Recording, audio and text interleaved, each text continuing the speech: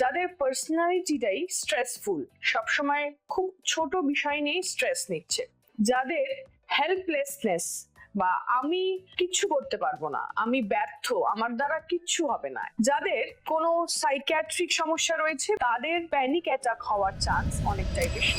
এবার আমরা জানবো কাদের মধ্যে প্যানিক অ্যাটাক হওয়ার চান্স অনেকটা বেশি। যাদের সারা জীবন ধরে ক্রনিক ইলনেস রয়েছে, যাদের পার্সোনালিটিটাই স্ট্রেসফুল, সবসময় খুব ছোট বিষয় নিয়ে স্ট্রেস নিচ্ছে, যাদের কোনো সাইকিয়াট্রিক সমস্যা রয়েছে বা পরিবারের কারোর ভেতরে কোনো সাইকিয়াট্রিক সমস্যা রয়েছে, যাদের হেল্পলেসনেস বা আমি কিচ্ছু করতে পারবো না, আমি ব্যর্থ, আমার দ্বারা কিচ্ছু হবে না, এই চিন্তাগুলো খুব বেশি করে আছে বা নেগেটিভ থটস খুব বেশি করে আসে, তাদের প্যানিক অ্যাটাক হওয়ার চান্স অনেকটাই বেশি। যাদের different type of negative life events রয়েছে